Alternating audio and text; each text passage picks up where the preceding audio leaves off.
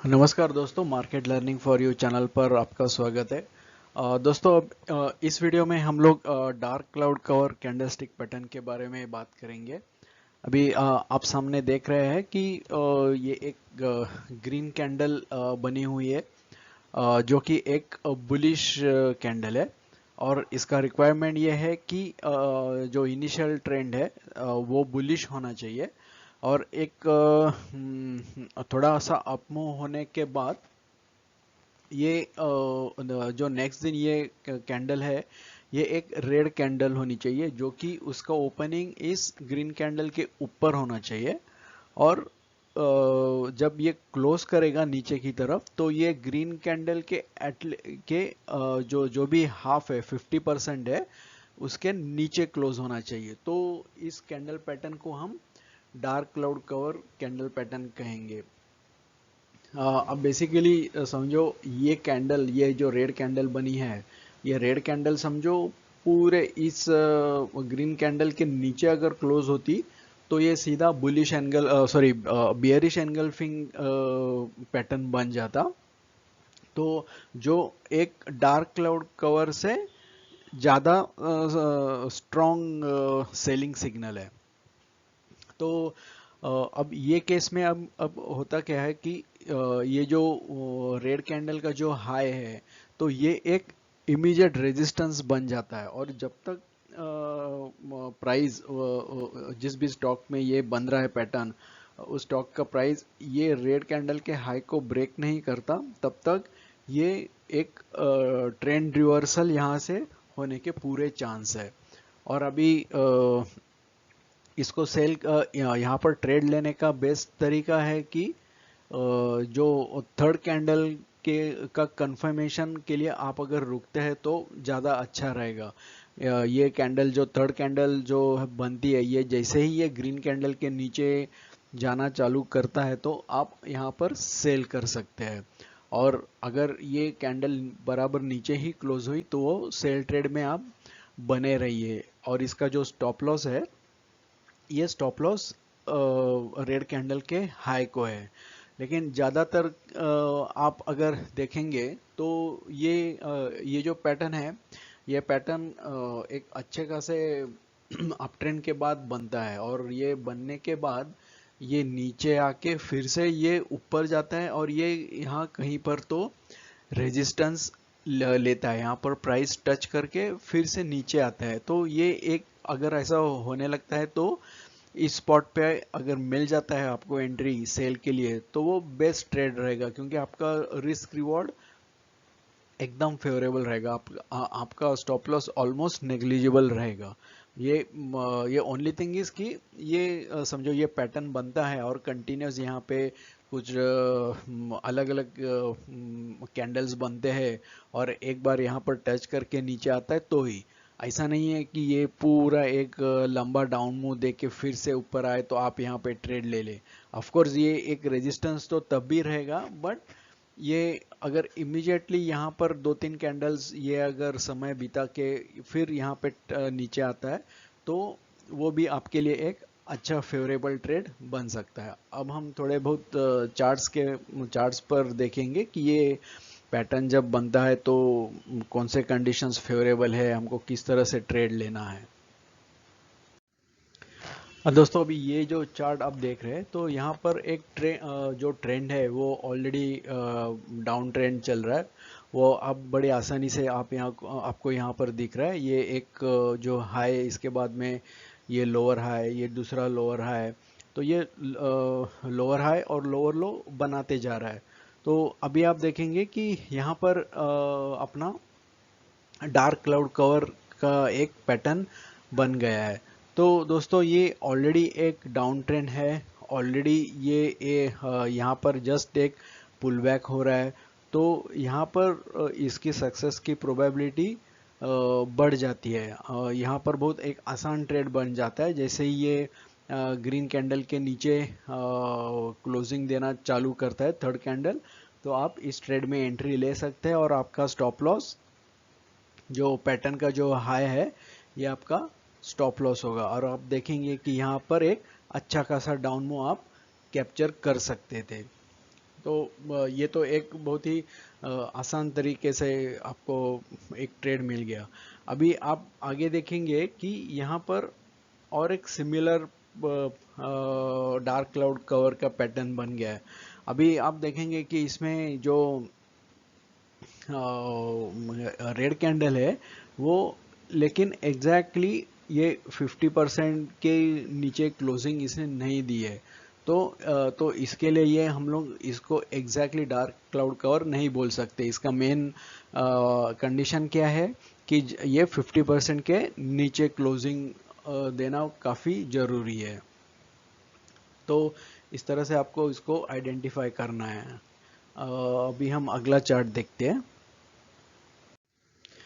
दोस्तों ये अभी और एक एग्जांपल है। अभी आप देखेंगे कि यहाँ से एक अप ट्रेंड है, बाद में अप ट्रेंड करने के बाद इसने एक यहाँ यहाँ तक हाई मार के फिर इसने कुछ डाउन मूव दिया, और डाउन मूव देने के बाद फिर से यहाँ पर एक ग्रीन कैंडल बना के एक छोटा पुल बैक दिया। लेकिन ये नेक्स्ट कैंडल जो बना, ये ग्रीन कैंडल के ऊपर ओपन होके मोर देन 50% के नीचे क्लोज हुआ। तो ये अपना क्राइटेरिया में आ जाता है as a dark cloud cover pattern. और इमीडिएटली आपने देखा कि जैसे ही ये रेड कैंडल इस पैटर्न के लो के नीचे क्लोजिंग देता है, तो आप इसमें एंट्री ले सकते हैं। ऑफकोर्स अब इस केस में इसका स्टॉप लॉस अगर आप देखेंगे तो काफ़ी ऊपर है। तो ये ट्रेड थोड़ा सा रिस्की हो जाता है, क्योंकि अगर आप इस ग्रीन कैंडल के ओपन के नीचे तुरंत अगर एंट्री लेते तो बात अलग है। लेकिन एज पर रूल जब तक ये पैटर्न के नीचे क्लोजिंग नहीं देता है, तब तक हम लोग ये बोल नहीं सकते कि ये पैटर्न सक्सेसफुल है।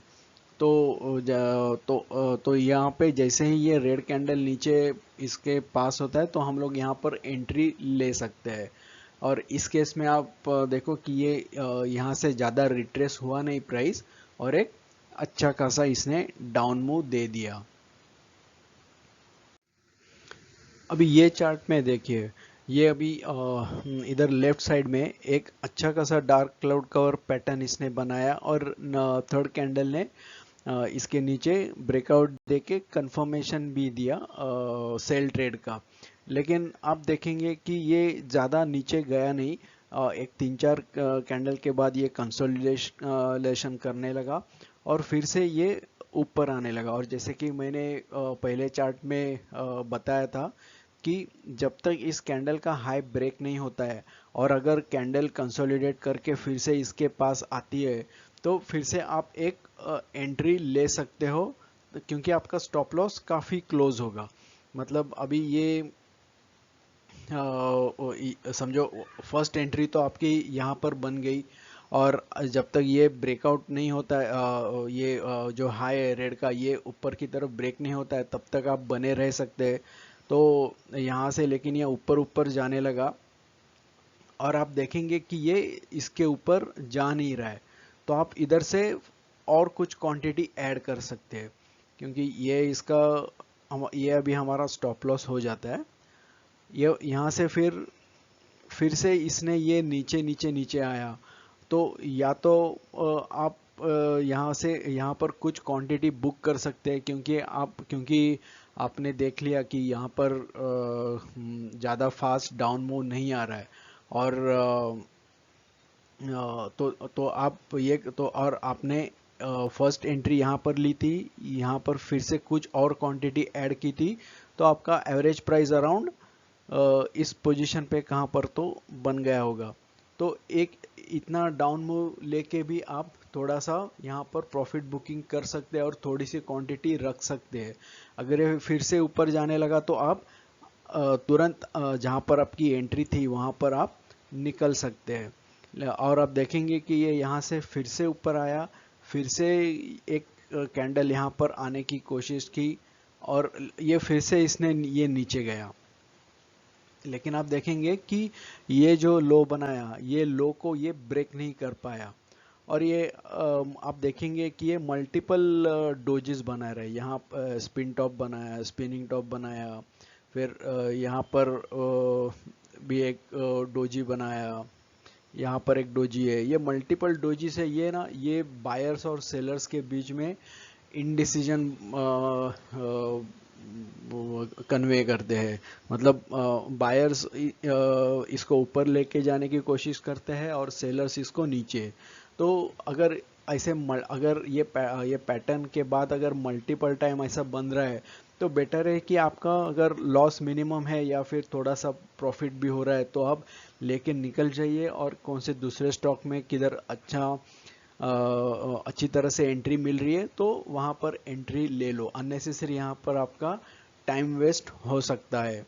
अभी यहाँ पर बाद में इसने भले ही ये ऊपर की तरफ ब्रेकआउट तो दे दिया, लेकिन ऐसा भी हो सकता था कि इस लाइन के नीचे ये एक अच्छा खासा डाउन मूव भी दे सकता था। लेकिन ये पैटर्न के बाद इतने कैंडल्स बनने के बाद आप इसका डाउन मूव के लिए आप वेट नहीं कर सकते अनलेस एंड अनटिल यहाँ पर कुछ नया बियरिश पैटर्न बनता है। और यहाँ पर भी आप देखेंगे कि एक अच्छा खासा कंसोलिडेशन हुआ और कंसोलिडेशन के बाद ये हाई इसने ब्रेक कर दिया एक बड़े ग्रीन कैंडल से। बाद में ये अच्छा खासा एक अप मूव दिया और यहाँ से फिर से एक इसने शूटिंग स्टार बना के फिर से ये डाउन मूव देने लगा। यहाँ पर एक छोटा सा पुल बैक आया और फिर से यहाँ पे एक डार्क क्लाउड कवर दिया और एक यहाँ से अच्छा डाउन मूव इसने यहाँ पर दे दिया। तो इस तरह से आपको देखना है कि कहाँ पर ये पैटर्न बनता है और कहाँ पे इसकी सक्सेस की प्रोबेबिलिटी ज़्यादा है। जैसा कि आप अभी यहाँ पर देख रहे हैं कि आपको दिख रहा है एक डाउन मूव है और ये एक थोड़ा छोटा सा पुल बैक है और यहाँ पे पैटर्न बन रहा है। तो यहाँ पर प्रोबेबिलिटी ज़्यादा है।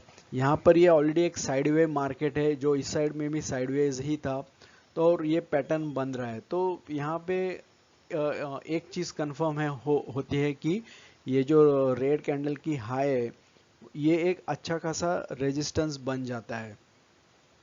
लेकिन ये तुरंत ये डाउन मूव कितना देगा कब देगा ये आप बोल नहीं सकते हैं।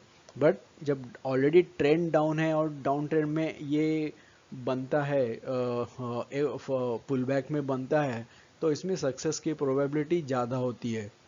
और एक बात हमेशा याद रखिए कि जब भी ये अप ट्रेंड होता है या डाउन ट्रेंड होता है उसका जो फर्स्ट पुल बैक होता है ना, वहाँ पर अगर आप एंट्री लेते हो तो वहाँ से आगे आपकी सक्सेस की प्रोबेबिलिटी ज़्यादा होती है।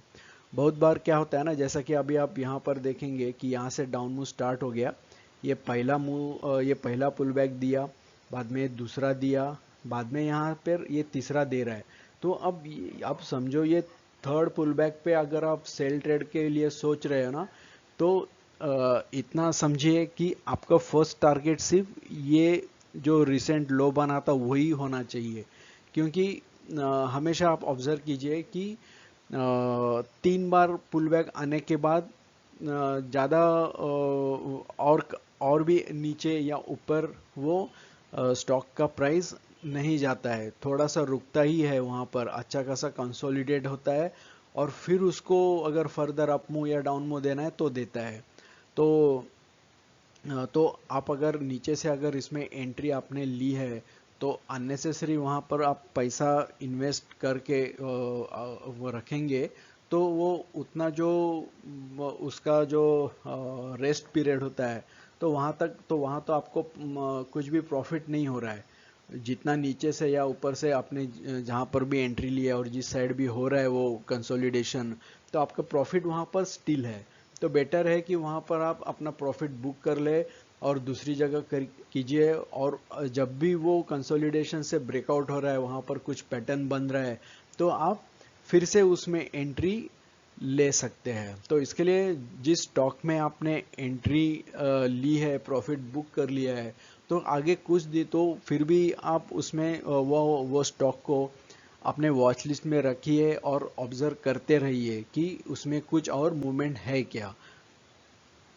अभी हम नेक्स्ट चार्ट देखेंगे। अभी ये एग्जांपल देखिए, अभी यहाँ से एक छोटा सा अपमूव स्टार्ट हो गया है। यहाँ से एक छोटा सा अपमूव स्टार्ट हो गया है और स्टार्ट होने के बाद अब यहाँ पर एक छोटा सा मामूली पुल बैक है और एक अपना यहाँ पर डार्क क्लाउड कवर पैटर्न बना है। तो डेफिनेटली इसके सक्सेस की रेट ज़्यादा नहीं है, क्योंकि यहाँ से ऑलरेडी एक अपमूव जस्ट स्टार्ट हुआ है और अपमूव में ये पैटर्न बन रहा है। तो डेफिनेटली इसकी सक्सेस की रेट ज़्यादा नहीं है। और ऐसे भी जो थर्ड कैंडल बनी तो उसने कंफर्मेशन तो दिया नहीं है। वो एक ग्रीन कैंडल भले ही थोड़ी सी नीचे को ओपन होके ग्रीन कैंडल बनी, तो ऑफ कोर्स ये पैटर्न अपना यहाँ पर फेल हो गया है। तो अभी आगे जाके ये साइडवेज कंसोलिडेट किया, फिर से नीचे आया और यहाँ से फिर से एक यहाँ पर एक बुलिश हरामी पैटर्न बना के यहाँ से फिर से स्टॉक ने बाउंस किया और यहाँ पे फिर से एक फर्स्ट पुल बैक आया और फर्स्ट पुल बैक के यहाँ पर फिर से ये पैटर्न बना रहा है। अभी ये जो थर्ड कैंडल है ये भले ही रेड बनी, लेकिन आप देखेंगे कि ये पैटर्न के नीचे इसने क्लोजिंग नहीं दी है। तो अभी यहाँ पर ये पैटर्न तो फेल हो गया, लेकिन यहाँ पे हम लोग अलर्ट हो जाने चाहिए, क्योंकि आप देखेंगे कि ऑलरेडी इस लोकेशन पे ये काफ़ी सारा कंसोलिडेट हुआ है। तो ये जो कंसोलिडेशन एरिया है तो ये नेचुरली एक ऑटोमेटिक रेजिस्टेंस बन जाता है। तो और प्लस ऊपर से ये पैटर्न भी बन रहा है बियरिश पैटर्न। तो अगर ये थर्ड कैंडल अच्छी खासी बड़ी रेड कैंडल बनती थी और स्ट्रॉन्ग रेड कैंडल बन के यहाँ पे नीचे क्लोजिंग देती थी, तो आप इसमें एंट्री लेने की जरूर सोचते थे। हाँ, अगर यहाँ पर कुछ भी रेजिस्टेंस नहीं है, जैसा कि यहाँ पर आप देख रहे कि इसके पीछे कुछ रेजिस्टेंस नहीं दिख रहा है, तो फिर तो फिर इजीली हमको मालूम पड़ता है कि नहीं, ये इसमें कुछ दम नहीं होगा। और प्लस यहाँ पर तो इसने ये फेल ही कर दिया पैटर्न। लेकिन यहाँ पर आपको एक चांस था, लेकिन ये थर्ड कैंडल ने क्लोजिंग नहीं दी, फोर्थ कैंडल फिर से ग्रीन बना के पैटर्न के ऊपर क्लोजिंग दे दी, तो ये पैटर्न यहाँ पर फेल हो गया। और जैसे कि मैंने पिछले चार्ट में बताया था कि हर ट्रेंड में जो फर्स्ट पुल बैक है ना, तो वहाँ पर आप ज़्यादा करके शॉर्ट या समझो अप ट्रेंड है तो शॉर्ट करने की मत सोचिए, और डाउन ट्रेंड है तो बाय करने की मत सोचिए, क्योंकि फर्स्ट पुल बैक के बाद और दो पुल बैक आते ही आते हैं। जैसे कि आप यहाँ पर भी देखेंगे एक छोटा सा यहाँ पे पुल बैक जो कि एक साइडवे कंसोलिडेशन है यहाँ पर बना के फिर से ये ऊपर गया। तो इस तरह से आपको हर एक कंडीशंस को ठीक तरह से इवैल्यूएट करके ही एंट्री के लिए सोचना है। अभी ये एग्जांपल में देखिए, प्राइस अच्छे खासा यहाँ पर कंसोलिडेट किया, एक डिप मार के फिर से ये प्राइस ऊपर आया, फिर से कंसोलिडेट करके फिर से इसने बड़े बड़े रेड कैंडल्स बना के नीचे आया और एक पुल बैक आया। अभी आप देखेंगे कि यहाँ पर अपना डार्क क्लाउड कवर का पैटर्न बना है, बट देन ये अभी इसमें आप एंट्री लेंगे कि नहीं लेंगे, तो ऐसे देखेंगे तो कंडीशंस के हिसाब से ये एक फेवरेबल स्पॉट है। क्योंकि एक डाउन ट्रेंड है जो कि एक कंसोलिडेशन के बाद आया है, और ऊपर से ये जो पिछला एक जो माइनर लो बनाया था तो ऑलमोस्ट ये लो के करीब ही है। तो समझो आप यहाँ पर एक लाइन ड्रॉ करेंगे तो एक इधर ही है, तो ये और एक आपका कंडीशन फेवरेबल में जाता है कि हाँ, हो सकता है यहाँ से प्राइस और नीचे मुंह दे दे। तो लेकिन ये जो थर्ड कैंडल है, ये थर्ड कैंडल ने ये पैटर्न को फेल कर दिया। अभी ये थर्ड कैंडल जो है ये भले ही इसने क्लोजिंग नीचे दी इस पैटर्न के, बट आप देखेंगे कि ये एक इन्वर्टेड हैमर है। अब ये इन्वर्टेड हैमर जो डाउन ट्रेंड में आता है तो ये एक पॉज, एक इनडिसीजन, जो ऑनगोइंग जो ट्रेंड है वो ऑनगोइंग ट्रेंड अभी ख़त्म हो सकता है, इसका एक साइन है वो। क्योंकि ये जो ऊपर की वीक है ये बायर्स ने बनाई है, बायर्स ने प्राइस फिर से ऊपर लेके जाने की कोशिश की और यहाँ से फिर से सेलर्स ने नीचे लेके आए, भले ही सेलर्स आखिर में सक्सेसफुल हुए प्राइस नीचे लाने में, बट देन ये तो इसमें डिसाइड हो गया कि बायर्स डेफिनेटली इसमें घुस गए हैं, तो इसके लिए ये यहाँ पर एंट्री नहीं बनती। और जैसा कि आप देख रहे हैं कि यहाँ से प्राइस फिर से ऊपर जाने लगा, बाद में भले ही ये इसने एक डाउन मूव दे दिया, बट देन आप ये कभी भी डिसाइड नहीं कर सकते कि समझो आप ये ट्रेड में बने रहते, आपने यहाँ पे ट्रेड ले लिया और ट्रेड में बने रहते, स्टॉप लॉस को रेस्पेक्ट नहीं करते, तो हो सकता था कि यहाँ से सीधा ये जो अपमूव है ये सीधा यहाँ से ही स्टार्ट होता था, तो वो एक आपको रिस्क रहता है। तो इसके लिए बेस्ट ऑप्शन है कि यहाँ से सीधा निकल जाइए और दूसरे किसी स्टॉक में कुछ आपका पैटर्न जो कुछ बन रहा है तो वहाँ पर एंट्री ले लीजिए। अब ये एग्जांपल में देखिए, ये एग्जांपल में एक अच्छा खासा यहाँ से अप ट्रेंड आया, अप ट्रेंड के बाद यहाँ से एक इसने पुल बैक दिया, और जैसा कि मैंने बताया था कि ऑलरेडी इसमें देखो एक first pull back, second pull back और ये थर्ड पुल बैक, तो थर्ड पुल बैक के बाद ये जो भी रिसेंट जो हाई बना है ना, वो हाई एज ए रेजिस्टेंस पकड़ के ही आप चलो, या तो रेजिस्टेंस इन द सेंस हो सकता है कि और भी ऊपर जाए, लेकिन यहाँ पर जो भी स्टॉक है उसका प्राइस यहाँ पर कंसोलिडेट होने के चांसेस ज़्यादा रहते हैं। तो अभी आप देखेंगे कि जो थर्ड पुल बैक के बाद ये प्राइस फिर से ऊपर जाने लगा और यहाँ पर अपना ये डार्क क्लाउड पैटर्न बना लिया। अभी आप देखेंगे कि एक तो ये यहाँ से डाउन ट्रेंड था फ्रॉम दिस स्पॉट, और यहाँ पर रेजिस्टेंस के एग्जैक्टली इधर ही ये पैटर्न बना लिया, ये जो हाई है ये हाई ब्रेक नहीं हुआ है, और प्लस थर्ड कैंडल ने इसका अच्छा खासा कंफर्मेशन दे दिया है, ये एकदम पिक्चर परफेक्ट पैटर्न यहाँ पर इसने बना लिया है। तो आप इसमें 100% बिना किसी झिझक के एंट्री ले सकते हो। और दोस्तों हमेशा जब भी आपके कंसेप्ट क्लियर है, आपको मालूम है आपको स्टॉप लॉस कहाँ पर रखना है, सब कंडीशंस आपके फेवर में है, तो फिर उसके बाद फिर से आप इमोशंस बीच में लाके डरना नहीं है आपको। जब तक आप मशीन की तरह नहीं सोचेंगे और इमोशंस को साइड में नहीं रखेंगे, तब तक आप ट्रेड लेने से घबराते रहेंगे। फॉर एग्जांपल अभी यहाँ पर आप देख रहे हैं कि यहाँ से एक कंफर्मेशन तो मिल गया, समझो आपने यहाँ पर एंट्री भी ले ली, और आप देखेंगे कि ये कैंडल बनी, बाद में ये कैंडल ऊपर जाने लगी, तो अगर आपके कंसेप्ट क्लियर नहीं है, आपको मालूम नहीं है कि कंडीशन फेवरेबल है नहीं है, आपको अपने एनालिसिस पे विश्वास नहीं है, तो यहाँ से बहुत सारे ट्रेडर्स डर के भाग जाएंगे। भले ही उनको मालूम है कि ये एक बियरिश पैटर्न है, कंफर्मेशन दे दिया है, लेकिन अपने एनालिसिस पे बिलीव अगर नहीं करते तो भाग जाएंगे। और आप देखेंगे कि इसका जो स्टॉप लॉस है ये पैटर्न का हाई है, तो ये हाई ब्रेक ही नहीं हुआ, भले ही इधर काफ़ी टाइम बिताया ये प्राइस ने, लेकिन हाई ब्रेक नहीं हुआ, तो ये कंफर्मेशन है कि यहाँ से एक डाउन मूव मिलेगा ही मिलेगा। और जब भी ये पैटर्न के बाद ऐसे इस तरह से आपको ये थोड़ा छोटा सा कंसोलिडेशन दिखेगा, तो 100% ये ट्रेड में बने रहिए, यहाँ से एक बड़ा डाउन मूव आने के काफ़ी चांस होते हैं। अगर ये यहाँ से इस रेड कैंडल के बाद तुरंत ये मूव आता तो वो ज़्यादा बड़ा मूव नहीं देगा, लेकिन ये कंसोलिडेशन के बाद अगर ये नीचे आने लगता है तो समझ जाइए कि एक अच्छा खासा डाउन मूव आपको मिल जाएगा और एक अच्छा प्रॉफिट भी आपको देके जाएगा ये ट्रेड।